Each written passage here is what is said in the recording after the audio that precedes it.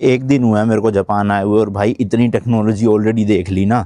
मतलब toilet seat देख लो, fully automatic heated, ऐसे जेट स्प्रे भी वो वाला है इलेक्ट्रिक वाला, समझ रहे हो।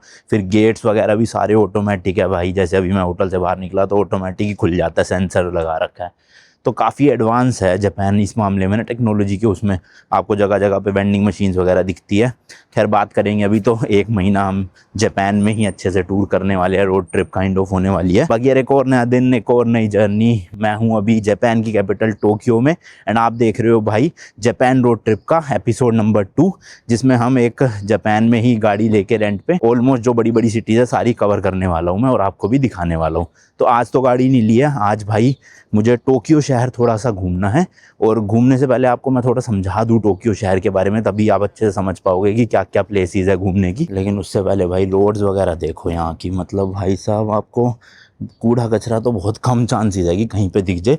जो मेन बिल्कुल टूरिस्ट स्पॉट्स है ना, जहाँ बहुत भीड़ रहती है, वहाँ हल्का फुल्का हो सकता है कचरा फैला हो। बट यहाँ की सड़कें देखना भाई, बिल्कुल ऐसे काली रंग की है, देखो जैसे पेंट कर रखो हो सड़कों पे। और ऊपर से बस पत्ते वत्ते ही दिखेंगे रोड पे, वो भी कहीं भी कुछ कुछ जगहों पे। इसके अलावा कोई प्लास्टिक बोतल नहीं, कोई पॉलीथीन नहीं।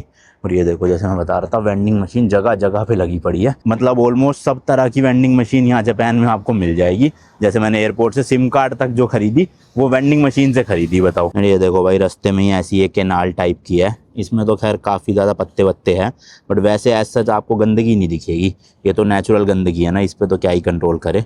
बट देखो क्या मस्त लग रहा है, दोनों तरफ ऐसे बिल्डिंग्स बनी हुई है। हाँ, तो टोक्यो में ना मैं आपको 3 जगह रेकमेंड करूंगा जहाँ पर आप रह सकते हो। सबसे पहला एरिया है आसाकुसा, जहाँ पर अभी मैं हूँ। ये एक तरह से टोक्यो का ना एंशियंट या फिर ओल्ड टाउन आप कह सकते हो। इसके आसपास काफी टूरिस्ट डेस्टिनेशन है, जैसे कि सेंसोजी टेम्पल है। सेकंड एरिया मैं रेकमेंड करूंगा शिंजुकू। ये थोड़ा सा न्यू टोक्यो है, यहाँ पे ऊंची ऊंची आपको बिल्डिंग्स, बिलबोर्ड्स, वो इलेक्ट्रिक स्क्रीन जो होती है रोड के बीच में, न्यूयॉर्क के जैसी, उस तरह का जो है वो माहौल मिलेगा। बट यहाँ थोड़ा सा ना आसाकुसा से महंगे होटल्स मिलेंगे आपको। और थर्ड एरिया है फिर शिबुया।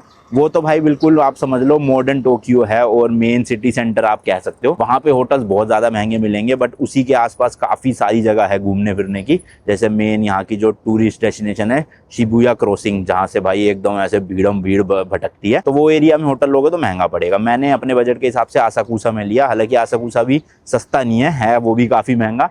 बट कंपैरिजन करोगे तीनों का तो ये एरिया थोड़ा सस्ता पड़ेगा। ये देखो भाई, रास्ते में ही ना इस तरह का एरिया गाइड मैप लगी हुई है, 2 टच स्क्रीन है।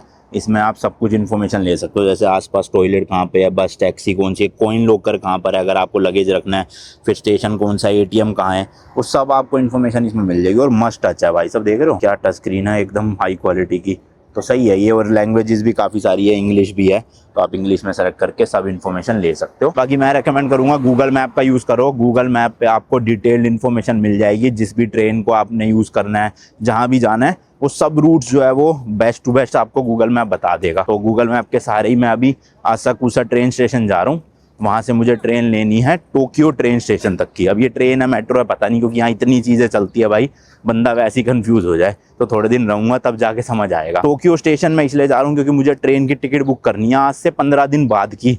तो मैंने सोचा अभी कर दूं, कहीं मिले ही ना। यहाँ जापान में थोड़ा ऐसे ही है भाई, ट्रेनों की टिकटों को लेके मारा मारी चलती रहती है। ऑनलाइन तो मिलती नहीं है, ऑफलाइन भी एक महीना पहले आके करो तब मिलती है। अब देखो मेरे को चाहिए 15 दिन बाद की, होपफुली मिल जाएगी। मैंने कहा आज ही बुक करके टेंशन से निपटूंगा कम से कम, फिर अपनी आइटनरी उसी हिसाब से प्लान हो जाएगी ना एक बार टिकट बुक हो गई तो। बाकी फिर ट्रेन की टिकट बुक करने के बाद मुझे जाना है आज जो न्यू टोक्यो है ना, ये शिबुया और शिंजुकू वाला एरिया, ये एक्सप्लोर करेंगे। और कल वाले व्लॉग में आप देखोगे पूरा ये जो आसाकुसा वाला एरिया, सेंसोजी टेम्पल वगैरह, ठीक है। तो ये 2 पार्ट में आने वाली है। मैंने कहा पहले आपको डिटेल में समझा देता हूँ, वरना ऐसे होच पोच ना हो जाए व्लॉग्स में ना, कि आपको लगे कि कहाँ कहाँ क्या क्या है घूमने का। तो उस हिसाब से रखना, एक दिन रखो अपना न्यू टोक्यो देखने के लिए, और एक दिन रखो अपना ये एंशियंट टोक्यो देखने के लिए। 2 दिन काफ़ी रहेंगे, और तीसरे दिन फिर आप कहीं भी जा सकते हो, माउंट फूजी चले जाओ, या यहाँ की जो एनिमे और गेमिंग मार्केट है वो देख लो। वो सब भी मेरा प्लान है, बट मोटा मोटा 2 दिन में आप ये टोक्यो कवर कर सकते हो जो मेन है।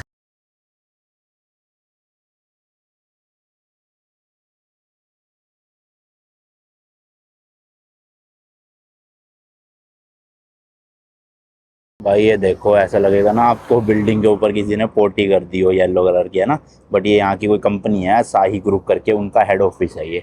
और ऊपर टॉप पे देखो भाई, क्या ही डिज़ाइन बनाया है, मतलब है कई लोग इसे यूट्यूब पे या गूगल पे आप देखोगे तो पू बिल्डिंग भी बोलते हैं इस ऊपर के डिज़ाइन की वजह से। बाकी बस ये ब्रिज क्रॉस करते ही आ जाएगा सामने आसाकुसा का स्टेशन। और इधर देखो ये स्पीड बोट्स वगैरह भी चल रही है, इनको भी आप बुकिंग करके राइड ले सकते हो कैनाल की।